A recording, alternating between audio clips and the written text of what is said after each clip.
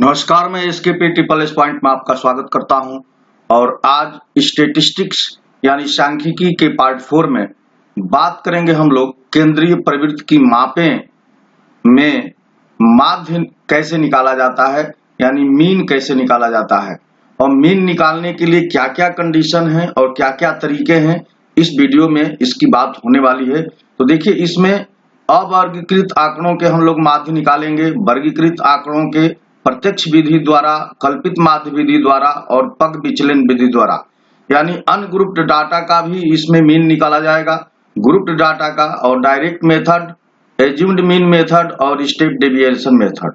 तो ये सारे मेथड की यहाँ पूरी डिटेल में चर्चा की जाएगी। और सबसे खास बात है कि जो ये ग्रुप्ड डाटा है, एक एग्जाम्पल से ये जो डायरेक्ट मेथड है, एज्यूम्ड मीन मेथड है और स्टेप डेविएशन मेथड है, इनका ठीक से बिल्कुल क्रिस्टल क्लियर कॉन्सेप्ट मैं इसमें आपको दूंगा और इसमें सिर्फ एक एग्जाम्पल का इसमें यूज करूंगा।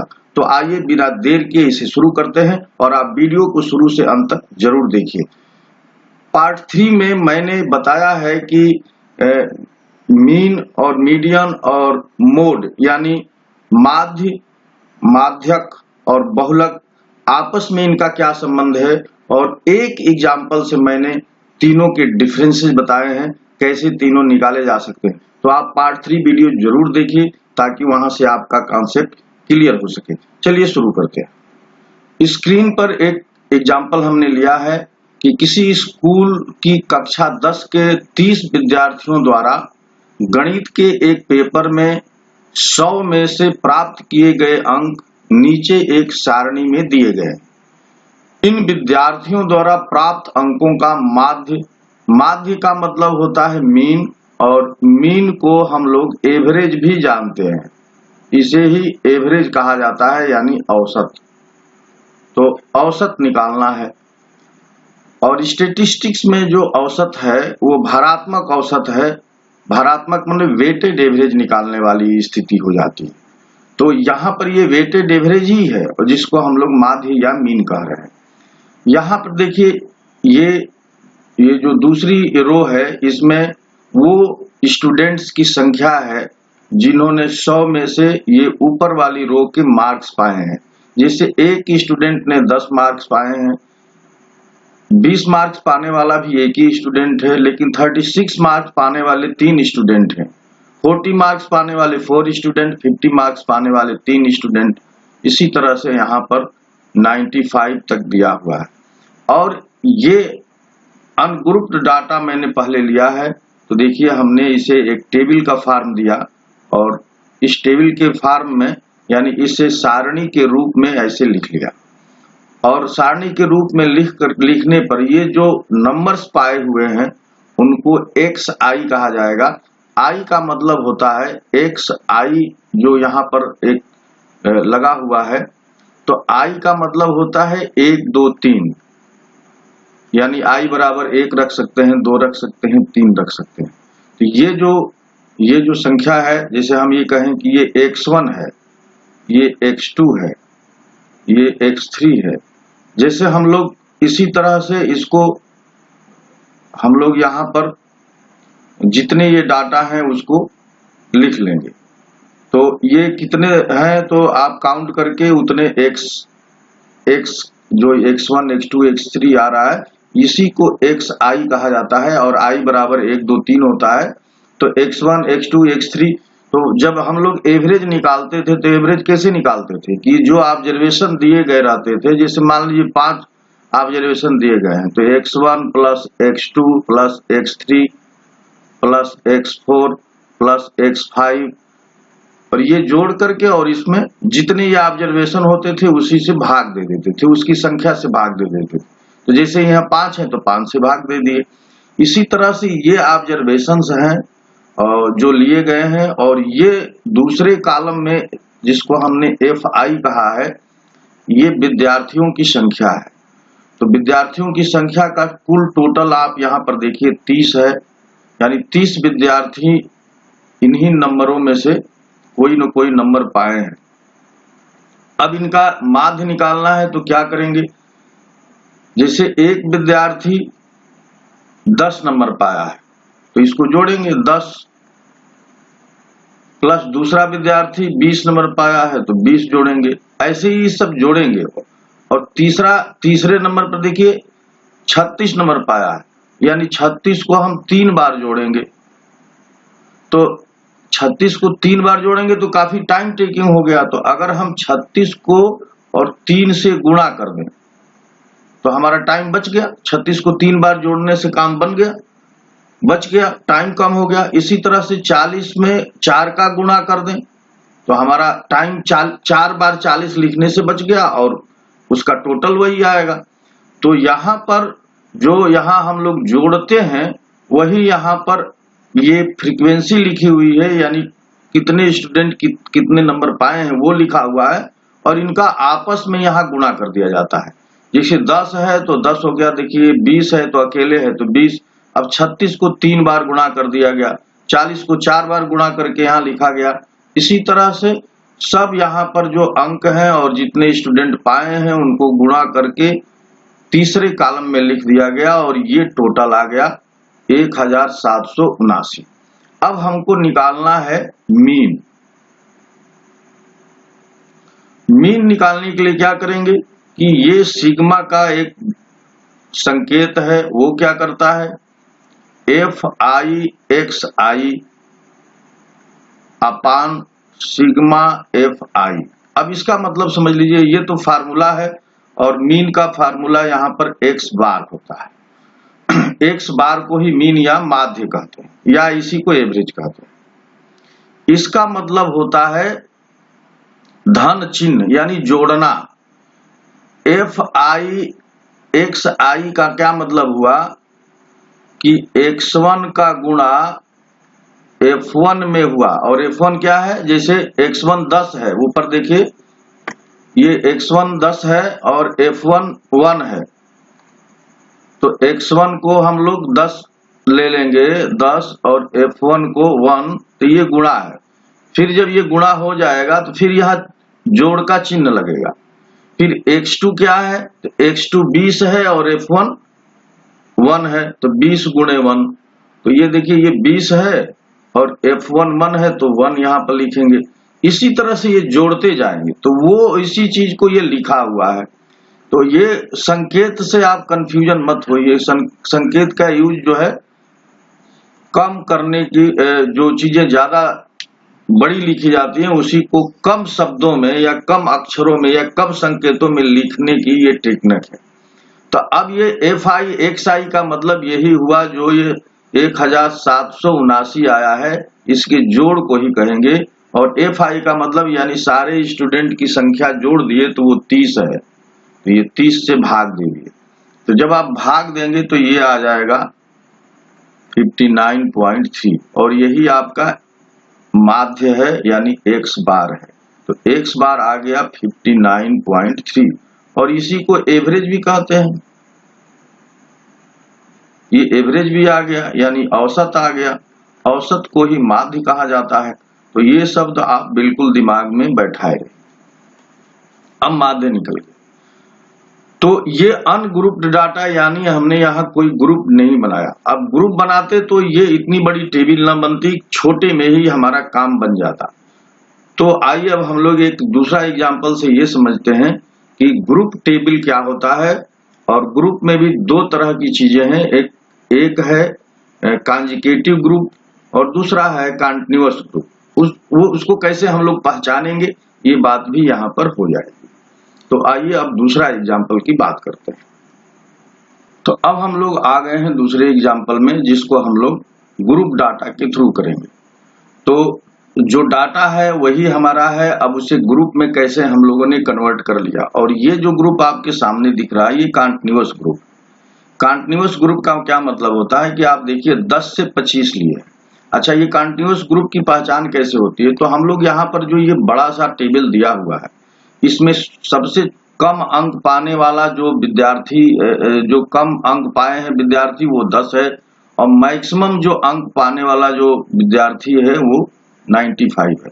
यानी 95 और 10 के बीच में ही पूरा डाटा है, 10 से लेकर के 95 के बीच में डाटा है। तो ये 95 में से 10 माइनस कर देंगे तो ये 85 हुआ, और 85 को ही इस डाटा का रेंज कहते हैं, और रेंज को ही परिसर कहते हैं।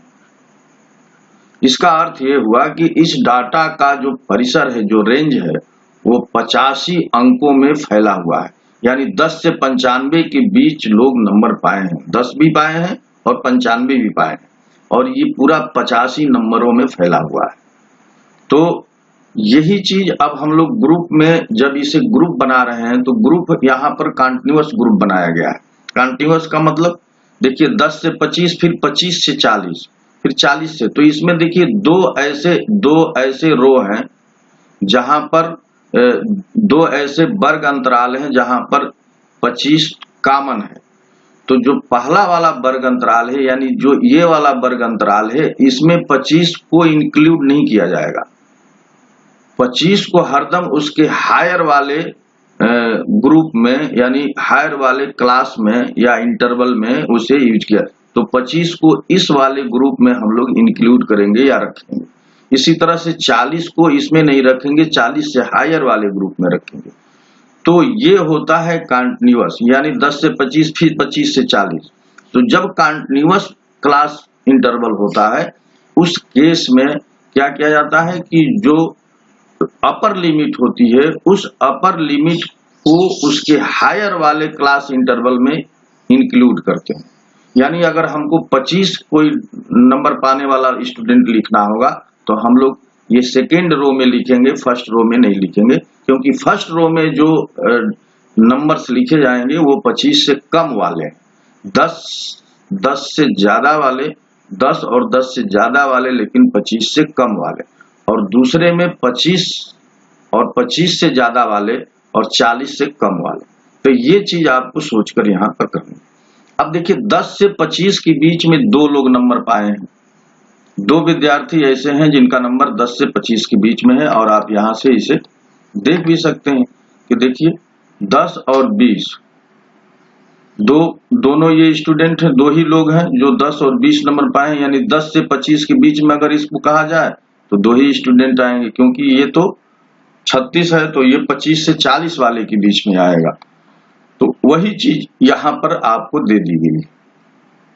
25 से 40 में 3 स्टूडेंट, 40 से 55 में 7, 55 से 70 में 6 स्टूडेंट, 70 से 85 में 6 और 85 से 100 में 6। अब ये जो आपको लेफ्ट साइड में यानी पहले कॉलम में दिख रहा है, इसी को वर्ग अंतराल या क्लास इंटरवल या ग्रुप इंटरवल कहते हैं। अब यहाँ पर जो 10 और 25 है, तो 10 को हम लोग लोअर लिमिट कहते हैं, लोअर लिमिट, और 25 को अपर लिमिट। यानी लोअर का मतलब निचली सीमा और 25 का अपर का मतलब ऊपरी सीमा। तो ये निचली सीमा है और ऊपरी सीमा है। 10 और 25 के बीच का जो अंतर है, तो ये अंतर कितने का है? 15 का। तो ये जो 15 होता है, इनके बीच का जो डिफरेंस होता है, इसी 15 को हम लोग इंटरवल कहते हैं। और या इस वर्ग की, यानी इस क्लास की, इसको क्लास भी कहेंगे, इस क्लास की चौड़ाई कहेंगे। इसी को हम लोग विड्थ भी कह सकते हैं। ये विड्थ है, या इसकी साइज भी कह सकते हैं कि ये कितनी चौड़ी है, इसकी चौड़ाई कह सकते हैं, या इसका इंटरवल कह सकते हैं, या इसकी माप कह सकते हैं। तो एक जो क्लास है, एक जो वर्ग है, इसकी जो माप है वो है 15 इसमें। तो यहाँ पर इस तरह से हम लोगों ने ग्रुप को रख लिया है। ग्रुप के इंटरवल को या उसकी चौड़ाई को या उसकी साइज को हम लोग 15 कहते हैं। तो अब देखिए ये जो खूब बड़ी टेबल बनी थी एकदम छोटे में आ गई है। यहाँ हमने क्या किया कि xi, अब इस ग्रुप के जो लोअर और अपर लिमिट का जो गैप है, इनको जोड़ेंगे। यानी 10 और 25 को जोड़कर 2 से भाग देंगे, और इसको जोड़ेंगे तो 25 10, देखिए 35 हुआ, 35 बटा 2 करेंगे तो ये हो जाएगा 17.5। और इसी को क्लास मार्क हम लोग कहते हैं या वर्ग चिन्ह कहते हैं। तो ये जोड़ करके जो लिखा जाएगा अब उसे xi कहेंगे। तो xi क्या है? हर वर्ग की, हर क्लास की निचली और ऊपरी सीमा को जोड़कर 2 से भाग दिया गया है।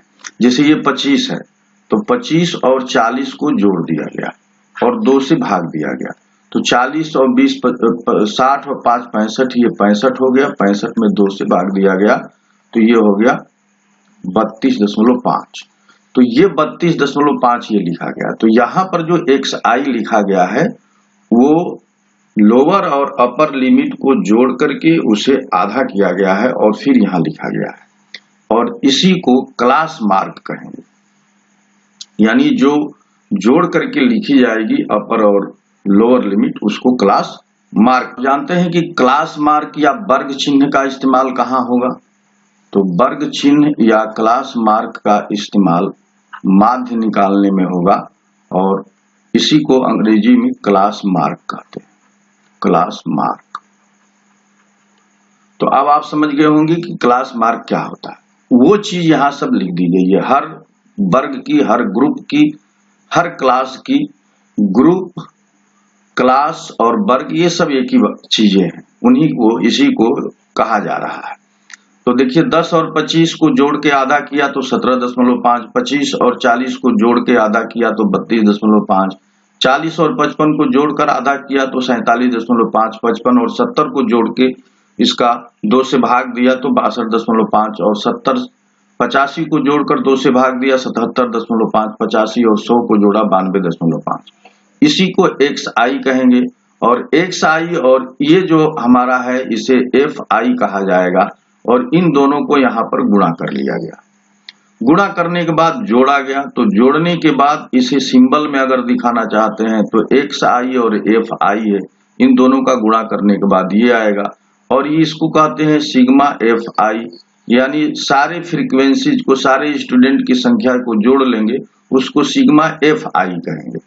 अब हमको x बार निकालना है, यानी इसका माध्य निकालना है। तो माध्य कैसे निकालेंगे? इन दोनों को जोड़ के भाग देंगे।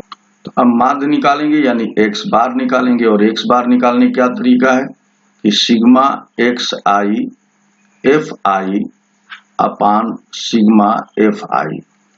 xi fi यहाँ पर आपको 1860 निकल चुका है, तो ये 1860 के बराबर है, और सिग्मा fi यानी नंबर ऑफ स्टूडेंट की संख्या है वो 30 है। अब इससे जब आप भाग देंगे तो 3 6 के 18 और 3 दूना 6, यानी ये आ गया 62। तो यहाँ पर आप देखिए कि जो माध्य है यानी जो मीन है वो 62 आ गया, और इन्हीं डाटा को यहाँ हम लोग निकाले हैं तो 59.3 आया है। तो जैसे ही इसको ग्रुप्ड कर दिए, डाटा में थोड़ा सा इसके जो वैल्यू है मीन की यानी माध्य की, उसमें डिफरेंस आ गया। और हम अगर इसका दूसरा मेथड लगाएंगे तो देखते हैं क्या होता है। तो ये जो हमने निकाला कि इनकी ऊपरी और निचली सीमा को जोड़कर आधा करके क्लास मार्क बना लिया जाता है, और इसे ही क्लास मार्क करते हैं, और क्लास मार्क को xi कहा जा रहा है।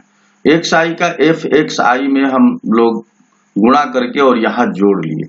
इस विधि को जो इस तरह से निकाली गई है, इस विधि को प्रत्यक्ष विधि कहते हैं।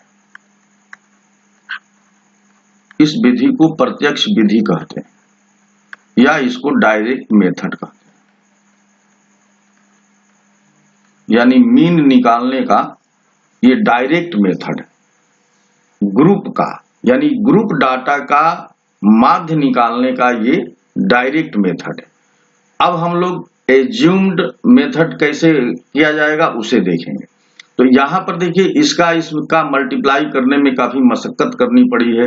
तो हम अगर चाहते हैं कि कैलकुलेशन को अगर छोटा बनाएं तो इसी डाटा को एक दूसरे विधि द्वारा छोटा करके कैसे कर सकते हैं, आइए उस विधि को सीखते हैं जिसको एज्यूम्ड मेथड कहते हैं।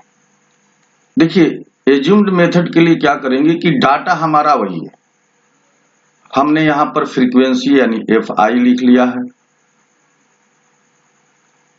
और ये xi यानी क्लास मार्क निकाल लिया। अब क्लास मार्क के बाद क्या करना है, तो क्लास मार्क देखिए यहां से आप 17.5, 32.5, 47.5, 62.5, 77.5 और 92.5 इनमें से किसी एक क्लास मार्क्स को एज्यूम कर लीजिए और ऐसा एज्यूम करिए कि जो बीच में पड़े। तो यहां पर हम चाहे तो 47.5 ले सकते हैं या 62.5 ले सकते हैं। तो 47.5 को हम लोग ए कहेंगे। हमने इसी को मान लिया कि ये जो डाटा है ये प्रतिनिधित्व करेगा। तो 47.5 को एज्यूम कर लिया। एज्यूम का जो पहला अक्षर है उसी से इसको मान लिए। तो ए बराबर यानी स्मॉल ए बराबर 47.5 कर लिया। अब क्या करना है?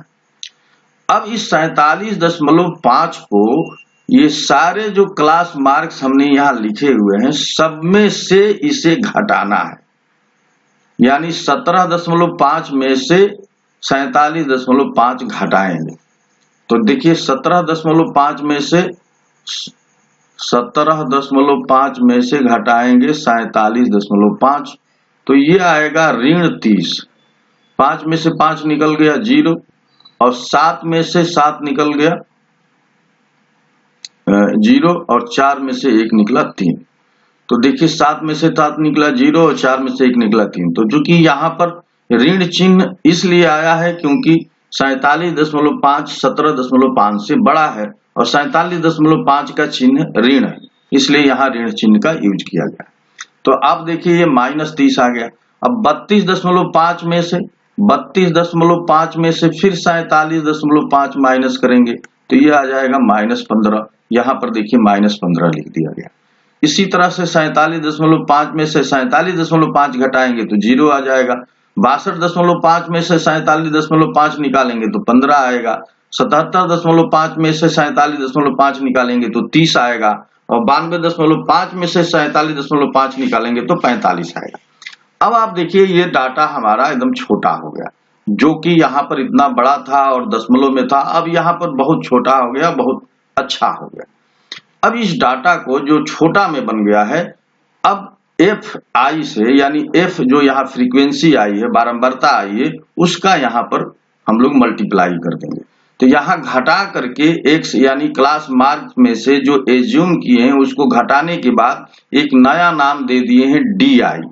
तो एफ को और अब ये जो डाटा है ये डी आई है, तो डी आई में इस एफ की बारंबारता से गुणा करेंगे। तो यहाँ पर एफ आई डी आई यानी गुणा कर लिए, गुणा करके उसे जोड़ लिए।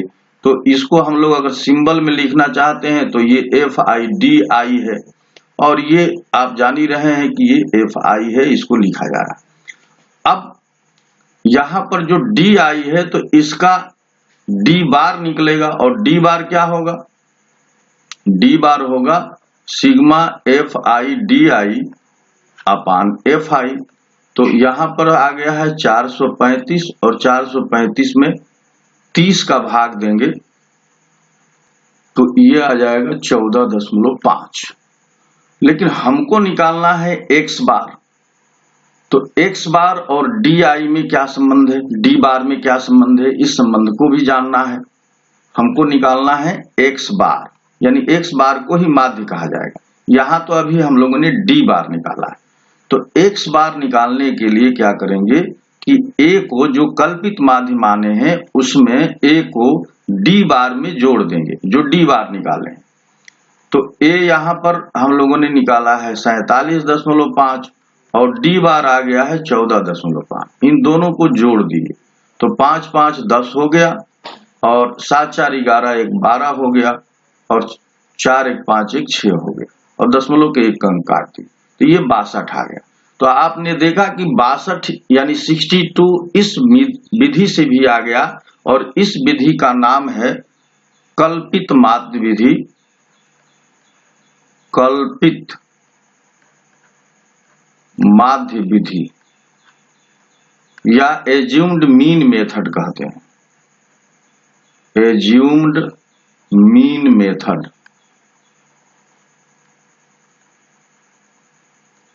तो ये दूसरी विधि है और इस दूसरी विधि से भी दूसरी विधि में क्या किए कि जो इसकी पहले वाली विधि से हम लोगों ने किया है उसमें डाटा ये गुणा करने में काफी बड़ा हो रहा था, यहाँ हम लोगों ने बड़ा सिंपल करके इसे छोटा कर लिया है। तो इसको एज्यूम्ड मीन मेथड कहते हैं और इस मेथड से भी वही रिजल्ट आया जो इसके पहले वाला है, यानी 62 ही आया है।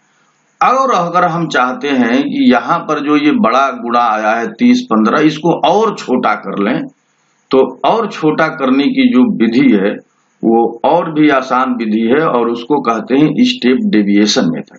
तो आइए अब हम लोग स्टेप डेविएशन मेथड को भी समझते हैं। तो देखिए स्टेप डेविएशन मेथड के लिए भी डाटा का वही इस्तेमाल कर रहे हैं, वही एग्जाम्पल ले रहे हैं।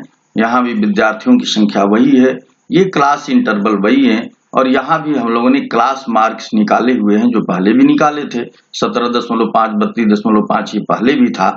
यहाँ DI भी हम लोगों ने निकाला है इसके पहले वाले में, -30 -15 0 15 और 30 आया था।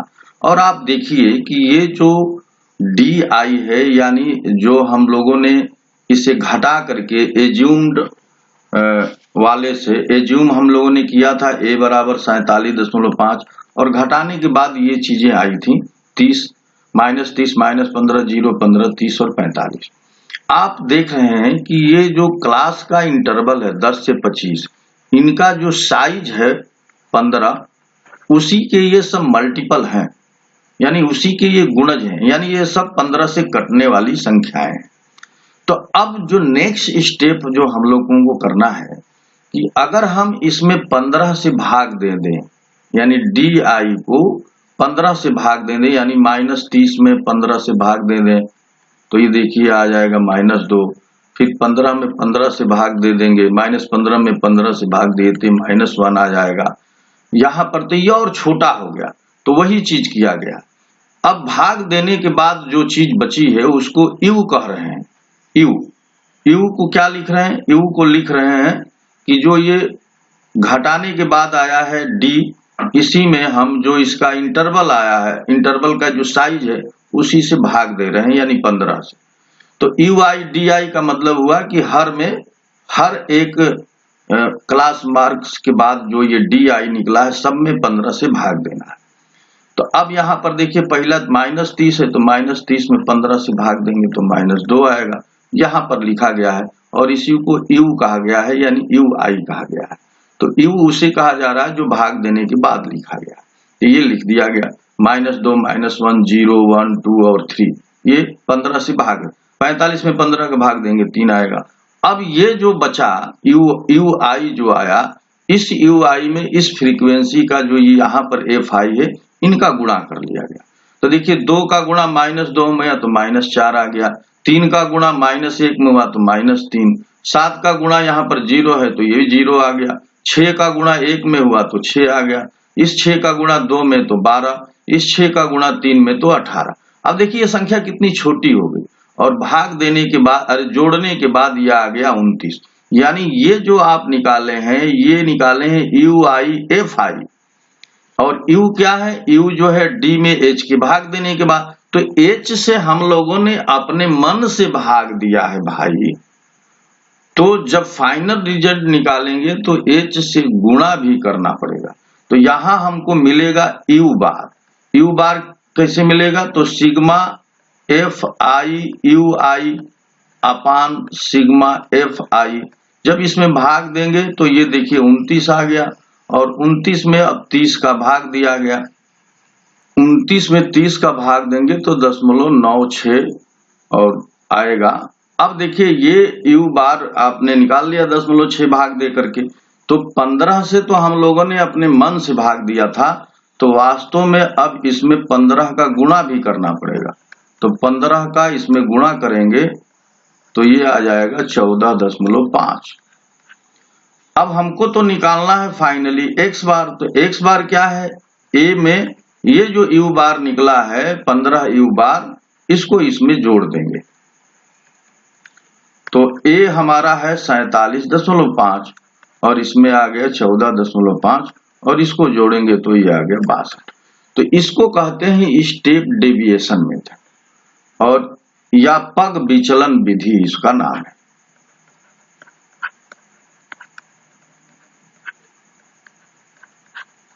इसका नाम है पग विचलन विधि या स्टेप डिविएशन मेथड।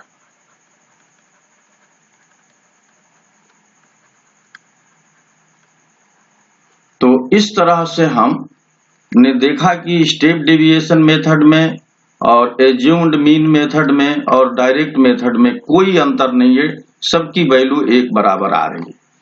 अब देखिए इससे ये होता क्या है कि ज्यादातर इसके जो फार्मूले बनाए गए हैं वो बड़ा विचित्र है, उससे लोग बड़ा भय खाते हैं। तो अभी जब हम लोगों ने एज्यूम्ड मीन मेथड निकाला था तो उसमें डी का इस्तेमाल किया था और डी बार को हम लोगों ने लिखा था F I D I upon F I. और डी आई कैसे बना था? डी आई बना था एक्स आई में से ए निकाला गया था, ये माने कल्पित माध्य निकाला गया था। तो अब डी आई की जगह पर एक्स माइनस ए लिखना है, तो यहां पर सिग्मा लगा दें और डी आई की जगह पर एक्स आई माइनस ए लिखें और फिर यहां पर सिग्मा एफ आई से गुणा करें और नीचे एफ आई है सिग्मा एफ आई। अब मैं आपको फार्मूला बता रहा हूं, ये डायरेक्ट ये एज्यूम्ड मीन मेथड का जो फार्मूला है वो बता रहा।